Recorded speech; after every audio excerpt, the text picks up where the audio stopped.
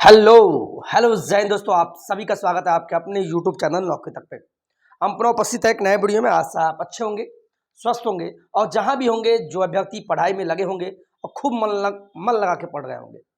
लेकिन उसी बीच एक बात मैंने पहले भी कही थी, जो मेरा अनुमान था 1 महीना पहले, और आज भी वही बात हम बोलेंगे। सिलेबस के आधार पे, प्रधान शिक्षक के आधार पे होगा, ऐसा मैंने बोला था। जो मुझे रेगुलर वीडियो देखते हैं वो मुझे शायद मेरी बातों से सहमत होंगे कि मैं झूठ नहीं बोला था।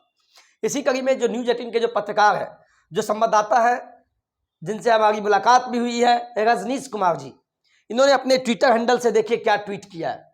फिलहाल आने दीजिए ना सिलेबस।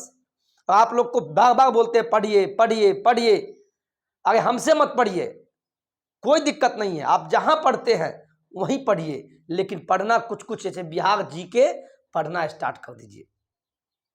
और जो लोग हमसे जुटे हैं, जो हमारी एप्लीकेशन पे पढ़ रहे हैं, जो वाकई में पढ़ना चाहते हैं, वो एप्लीकेशन पे पढ़ना चालू कर दिए हैं।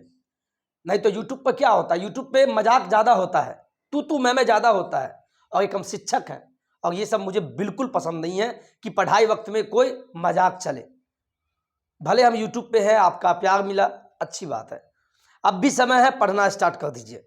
हम बार बार बोल रहे हैं, टाइट होके बोल रहे हैं, बस बिहार जी के पढ़िए, आप बिहार के बारे में पढ़िए, इतिहास पढ़िए। देखिए ना क्या लिखा है। अभी आधिकारिक रूप से लेटर जारी नहीं हुआ है बीपीएससी का, लेकिन इनका खबर, जो न्यूज़18 के पत्रकार है, इनका नाम आप लोग जानते होंगे, इनको देखते भी होंगे। आंदोलन में आप लोग का बहुत साथ दिए हैं, जो 7वें चरण के अभ्यर्थी है रजनीश जी, है ना, रजनीश जी, ये न्यूज़18 के पत्रकार है, न्यूज़18 एंड बिहार झारखंड के पत्रकार है। इनको मेरे तरफ से भी धन्यवाद, बहुत अच्छे इंसान भी है। इन्होंने, इनकी बात होती रहती है। तो बीपीएससी शिक्षक भर्ती का सिलेबस जल्द जारी करेगा। ये बीपीएससी जो बिहार में जो संभावित है कि 7वां चरण होने से पहले आपका एग्जाम होगा, उससे पहले बीपीएससी, चूंकि सिलेबस तो होना चाहिए, तो सिलेबस जल्द जारी करेगा। और यह सिलेबस कैसा होगा, तो इन्होंने बोला प्रधान शिक्षक और हेडमास्टर के सिलेबस से मिलता जुलता होगा सिलेबस। यानी सिलेबस की जो बात हुई है, आप सभी बहुप्रतीक्षित भी हैं, सिलेबस की जो बात चल रही है वो प्रधान शिक्षक, मैं आपको बता दूं, प्रधान शिक्षक की बहाली या हेडमास्टर की बहाली, इसमें वही लोग फॉर्म भर सकते थे जब प्रधान शिक्षक की बहाली आई थी, या हेडमास्टर की, जो ऑलरेडी नियोजित है, जो ऑलरेडी पढ़ा रहे हैं, उन्हीं के लिए बहाली था। प्रधान शिक्षक और हेडमास्टर उनके लिए भी था, उन्हीं के लिए था जिनका अनुभव 8 साल हो गया, 10 साल हो गया, तो हेडमास्टर बनने के लिए उनको एग्जाम देना पड़ा था। तो इनका भी सिलेबस आपको बताएंगे। तो रजनीश जी जो बोले हैं कि बिहार में जो शिक्षकों की जो बहाली होगी, जिसका एग्जाम बीपीएससी के द्वारा होगा, जिसका 1,78,000 पदों पर बहाली होगी, अब तो पास भी हो गया, अब बस जिला से पद का जो रोस्टर क्लियरेंस होगा, उसके बाद शिक्षा विभाग बीपीएससी को भेज देगा और बीपीएससी आपको 10 से 15 दिन 20 दिन में आपका सिलेबस दे देगा कि आप किस सिलेबस को पढ़े कि आप बीपीएससी में पास होके भविष्य के भावी शिक्षक बने और राज्यकर्मी का दर्जा पावे। तो इसी के आधार पर सिलेबस में सिर्फ एक ये भी लिख दिया, थोड़े बहुत होंगे बदलाव, वो तो होना लाजमी है, थोड़ा बहुत, लेकिन होगा प्रधान शिक्षक के आधार पर। अभ्यर्थी जो है, आप सभी प्रधान शिक्षक और हेडमास्टर के सिलेबस के आधार पर तब तक शुरू कर दीजिए, तब तक शुरू कर दीजिए। जब मैं बोलता हूं तो नहीं मानते हैं बात, इन्होंने कहा अब तो मानना पड़ेगा आपको, ठीक है, बात तो मानना पड़ेगा। चलिए हम कुछ सिलेबस भी आपको बता देते हैं, शायद अभी तक कोई बताया भी नहीं होगा, मैं आपको बताता हूं कि सिलेबस कैसा रहेगा।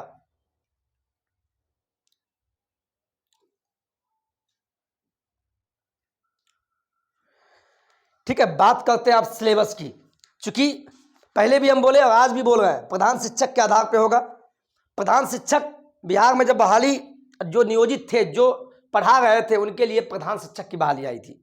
ठीक है, पहले प्रधान शिक्षक को समझिए, शिक्षक तो थे लेकिन प्रधान बनना चाहते हैं तो उसके लिए एग्जाम देना होगा, तो वो भी एग्जाम बीपीएससी ही ली थी। और एक था हेड मास्टर।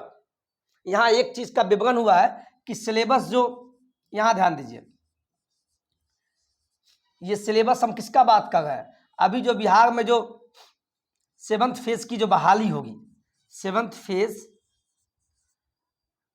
बिहार शिक्षक जो बहाली होने को है ना, बिहार शिक्षक जो बहाली होने को है, जिसमें जिसमें आप सभी बैठेंगे। कौन कौन बैठेंगे भाई? अब भविष्य में बदलाव हो वो तो अलग बात है, लेकिन फिलहाल जान लीजिए बिहार शिक्षक बहाली होने को है।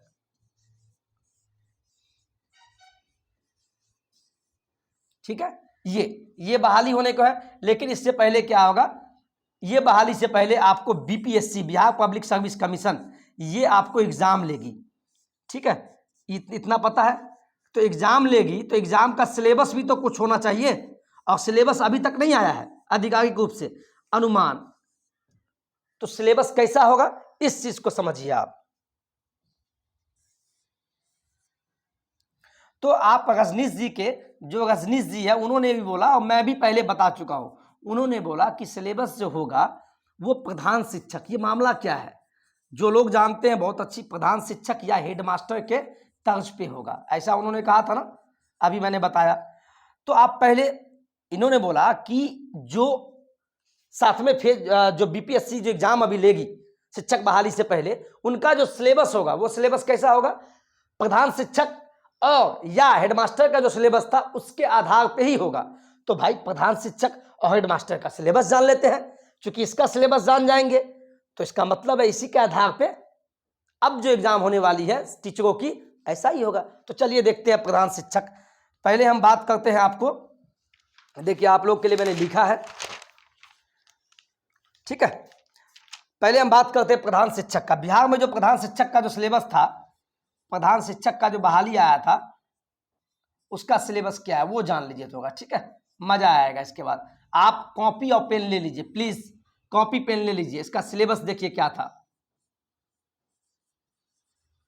इसका जो सिलेबस था वो सिलेबस, इस सिलेबस में आपको क्या था, ये 100 नंबर का प्रधान शिक्षक में 150,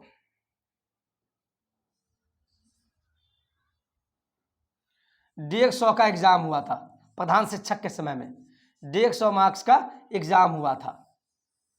ठीक है, 150 मार्क्स का एग्जाम हुआ था और उसमें 150 क्वेश्चन पूछा गया था। इसको भी समझिए, 150 क्वेश्चन पूछा गया था। निगेटिव मार्किंग भी इस समय था। उस समय क्या था प्रधान शिक्षक में, निगेटिव कितना था, 0.25, ये निगेटिव मार्किंग था। और आपको समय प्रधान शिक्षक के लिए दिया गया था 120 मिनट, यानी 2 घंटा का समय एग्जाम में दिया गया था प्रधान शिक्षक का।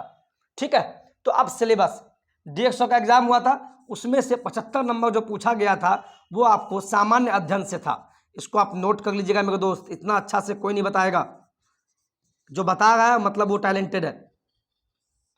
और 75 नंबर का आपको, चूंकि प्रधान शिक्षक की बहाली हुई थी डीएलएड के तर्ज पे, तो डीएलएड में जो पाठ्यक्रम जो पढ़े थे, डीएलएड के पाठ्यक्रम के आधार पे पूछा गया। डीएलएड के पाठ्यक्रम के आधार पे 75 नंबर का डीएलएड से पूछा गया था और 75 नंबर का सामान्य अध्ययन पूछा गया था। 75 प्लस 75 150 क्वेश्चन, 150 मार्क्स का पूछा गया था। और प्रधान शिक्षक के आधार या हेडमास्टर के आधार पे फिर पूछा जाएगा आप लोगों को, 7th फेज वाले को एग्जाम होगा। तो ये तो डीएलएड वाले जो उस समय डीएलएड के आधार पे था। ठीक है, तो वो तो बाद है, 75 नंबर हटा दीजिए। तो 75 नंबर में क्या था, सामान्य अध्ययन, और सामान्य अध्ययन में क्या क्या पढ़ना था, क्या क्या पढ़ना था उसको आप देखते हैं विस्तार से। सामान्य, इसको स्क्रीनशॉट लीजिए, आप ले लिए। चलिए, तो सामान्य अध्ययन बताते हैं आपको, सामान्य अध्ययन में क्या क्या पढ़ना है। आप लोग भी अभी से ही पढ़ना स्टार्ट कर दीजिए। सामान्य अध्ययन जो 75 मार्क्स का पूछा था, तो इस 75 मार्क्स में क्या क्या पढ़ना था थोड़ा बहुत जान लीजिए आप लोग। चलिए, पहला देखिए, पहला आपको पूछा था गणित, प्रारंभिक गणित पूछा था। प्रारंभिक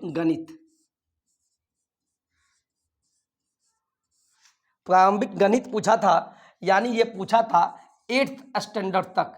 यानी क्या, इसका मतलब समझिए, यानी 8वीं तक का आपको गणित पूछा था। 8वीं तक का गणित पूछा था, यानी 75 मार्क्स का जो पूछा था। तो इसमें आपको गणित लगभग कितने नंबर का था, यानी कितने अंक का था, तो ये आपको अंक था, इसको भी जानिए, ये आपको लगभग 20 मार्क्स का पूछा था। समझ में आया। दूसरा देखिए आप, सामान्य विज्ञान, सामान्य विज्ञान, सामान्य विज्ञान जिसको साइंस बोलते हैं आप, फिजिक्स केमिस्ट्री मैथ जो भी इसमें आवे, फिजिक्स केमिस्ट्री बायो जो भी आवे, ये भी आपको 8वीं तक का पूछा था, 8th स्टैंडर्ड तक का। कॉपी निकाल के इसको लिख लीजिएगा, थोड़ा बहुत पढ़ना स्टार्ट कर दीजिए। और ये भी आपको लगभग 15 मार्क्स का पूछा था। कितना मार्क्स का मेरे दोस्त? 15 मार्क्स का। ठीक है, तीसरा चलिए,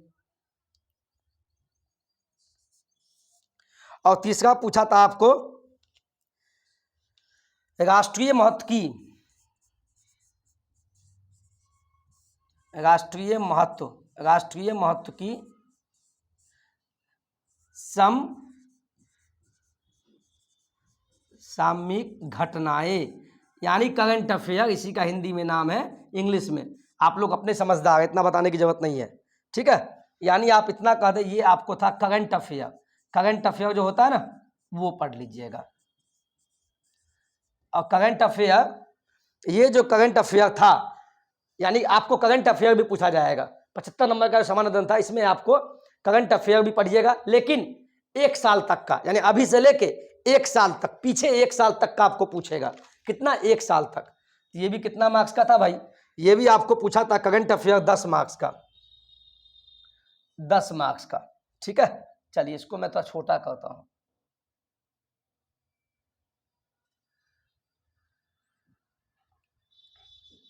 चलिए चौथा देखिए आप, चौथा पूछा था भारतीय राष्ट्रीय आंदोलन।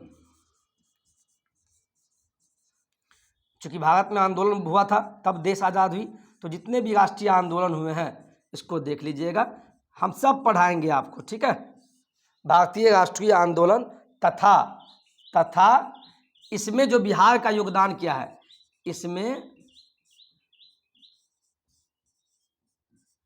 चूंकि बिहार से भी आंदोलन हुआ था, है ना, नील का खेती, ये सब वगैरह वगैरह, बिहार का योगदान, यहां से भी आपको प्रश्न पूछेगा।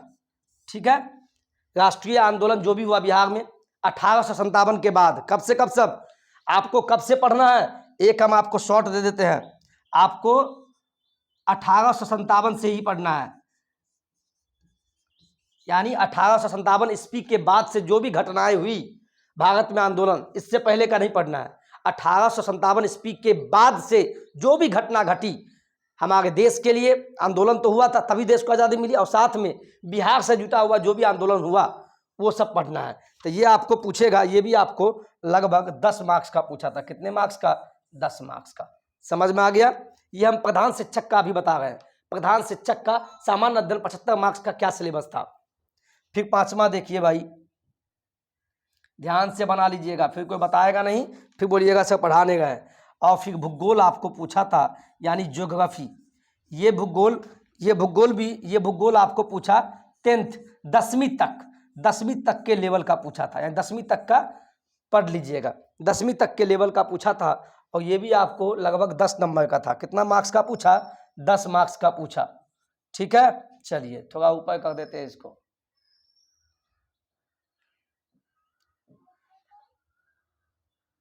छठा पॉइंट, सामाजिक अध्ययन भी ले लीजिए, इसमें सभी कुछ हो गया आपको, ओवरऑल पैकेज, सामाजिक अध्ययन। और ये भी आपको पढ़ना है 10वां लेवल तक का, 10th लेवल तक का पढ़ना है। सामाजिक अध्ययन में आपका इतिहास, भूगोल, अर्थशास्त्र, राज्य व्यवस्था, जो भी कुछ है 10वां लेवल तक एनसीईआरटी के आधार पर 10वां लेवल तक का पढ़ना है। और ये भी आपको लगभग 10 मार्क्स का पूछा था। जब आप सभी को जोड़ते हैं तो कुल आपका 75 नंबर जुट जाएगा, कुल आपका 75 मार्क्स जुट जाएगा। ये यानी कहे तो अब देखिए ओवरऑल पैकेज, यहां ये देखिए, अभी मैंने जो बताया ये प्रधान शिक्षक का जो सिलेबस आया था, प्रधान शिक्षक बाबा बोल रहा है 150 मार्क्स का था, उसमें सामान्य अध्ययन 75 मार्क्स, उसका सिलेबस 6 पॉइंट में देख लीजिए, पैकेज किससे कितना मार्क्स का पूछा, टोटल जो ये 75 मार्क्स, ये प्रधान शिक्षक का। लेकिन इसी में आपको बोलेगा हेड मास्टर का, अब इसमें भी बता देते, यहां ध्यान दीजिए, ये देखिए हेडमास्टर वाला में भी वही था, ध्यान रखिएगा, हेडमास्टर का जो सिलेबस था बस उसमें चेंजिंग ये था, यहां ध्यान दीजिए, आप इतना जान लीजिए, हेडमास्टर में एक चीज अलग से पूछ दिया था, क्या पता है? रीजनिंग, रीजनिंग भी उसमें पूछ दिया, तर्क शक्ति। बस इतना ही जान दीजिए, ज्यादा कंफ्यूज मत होइए। जो प्रधान शिक्षक का, चूंकि हेडमास्टर का लेवल बड़ा हो गया, प्रधान शिक्षक का थोड़ा लेवल कम है, तो इसमें रीजनिंग नहीं पूछा था। लेकिन जो हेडमास्टर वाला जो एग्जाम हुआ, इसमें ये सब तो पूछा ही, साथ में एक रीजनिंग भी जोड़ दिया हेडमास्टर वाले में। बस यही है। तो क्या बोला? प्रधान शिक्षक और हेडमास्टर का जो भी सिलेबस है उससे मिलता जुलता आप लोग से पूछा जाएगा, साथ में चरण के भावी शिक्षक से जो एग्जाम होगा। अब उसमें थोड़ा बहुत बदलाव होगा, तो यही बदलाव होगा, मैथ और रीजनिंग भी जोड़ देगा आपको, है ना। लेकिन हेडमास्टर वाले में क्या था? इसमें आपको 75 नंबर का, 150 का हुआ था, 75 का सामान्य धन। लेकिन हेडमास्टर वाले में जो सिलेबस था, हेडमास्टर वाले में इसमें कुछ अलग था। इसमें क्या सिलेबस था? इसमें आपको पूछा था, इसमें भी आपको 150 का पूछा था, 150 मार्क्स का इसमें भी था, नेगेटिव मार्किंग 0.25, टाइमिंग भी उतना ही, 150 क्वेश्चन। लेकिन इसमें 100 नंबर का आपको सामान्य अध्ययन पूछा, सामान्य अध्ययन पूछा है, याद रखिएगा, 100 नंबर का। और 50 नंबर का आपको जो भी आपने बीएड में पढ़ा, बीएड वालों के लिए जो भी आपने बीएड में जो 12 चैप्टर है 2 साल में जो पढ़ते हैं आप लोग, है उससे पूछा गया इसमें। 100 नंबर का, 75 इसमें था, लेकिन इसमें 100 पूछ दिया और कुछ नहीं है। आप फिर बोलेंगे सर जो अभी बहाली होगी उसमें बीएड वाले को बहाल तो नहीं कर दिया गया? मेरे दोस्त ऐसा मैंने कुछ नहीं बोला। प्रधान शिक्षक में डीएलएड के आधार पर बहाली था, हेडमास्टर में बीएड जो किया हुआ है वही फॉर्म भर सकते थे। लेकिन दोनों क्या था? जो ऑलरेडी टीचर है उन्हीं के लिए एग्जाम आया था। लेकिन एक क्वेश्चन फिर आपके माइंड में आएगा, इसको पहले स्क्रीनशॉट ले लीजिए। एक क्वेश्चन आपके माइंड में वापस आ गया होगा कि सर कहीं बीएड वाले को बाहर तो नहीं कर दिया जाएगा? बीएड वाले को बाहर तो नहीं, बिल्कुल बिल्कुल नहीं। बीएड वाले एलिजिबल हैं, हम फिर बोल रहे हैं, बीएड वाले योग्य हैं, योग्य हैं किस चीज के लिए? 1 to 5 के शिक्षक बनने के लिए, 1 to 5 के शिक्षक बनने के लिए। यहां जो बहाली आएगी, जब बहाली आपका होगा, जो योग्यता होगा, उसमें जो भी सीटेट यानी सीटेट या बीटेट, एस्टेट जो भी पास है वही अभ्यर्थी एग्जाम में बैठेंगे। अब मामला ये भी आता है कि सब बीएड वाले को बाहर, बीएड वाले नहीं, बिल्कुल नहीं। इसमें अगर मान लीजिए जो 1 to 5 के शिक्षक बनेंगे तो वहां पे दिया रहेगा या तो डीएलएड किए हो या बीएड, दोनों में से कोई भी किया है, और साथ में प्लस ये सभी सीटेट का पास है तो एलिजिबल हो जाएंगे। ठीक है, कोई दिक्कत, और आराम से रिलैक्स होकर पढ़िएगा।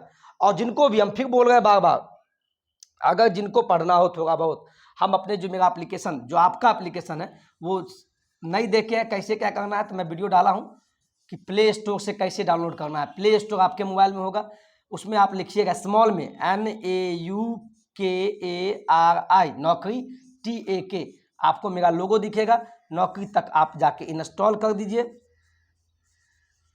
इंस्टॉल कर लीजिएगा। ठीक है, मोबाइल नंबर वही डालिएगा जो आपके पास रहता हो, जो आपके हमेशा पास, जिसमें रिचार्ज भी हो, मोबाइल नंबर वही डालिएगा। OTP वेरीफाई हो जाएगा, OTP के बाद आपका नाम पूछेगा और नाम डालिएगा, फिर आपसे एक चीज़ पूछेगा स्टूडेंट या पेरेंट, तो आप स्टूडेंट पे क्लिक करना, स्टूडेंट, चूंकि आप स्टूडेंट अभी फिलहाल हुए, स्टूडेंट के बाद आपका खुल जाएगा।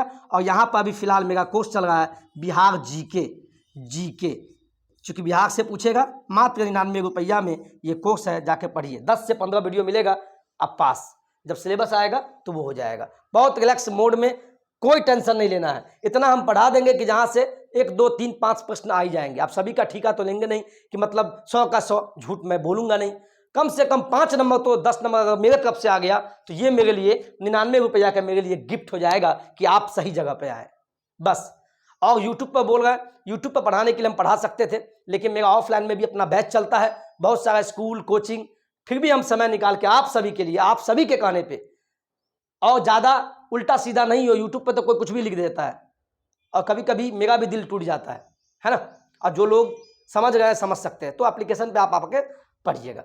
चलिए आज के वीडियो में इतना ही, ज़्यादा वीडियो लंबा नहीं करेंगे। और जो भी अपने दोस्तों के बीच इस वीडियो को सिलेबस के आधार पे आप वीडियो को शेयर कर दीजिएगा। इतना ही आपसे हम निवेदन करेंगे कि चूंकि सबको पता लग जाए, आप अपने तरफ से उसका भला कर दीजिए, है ना।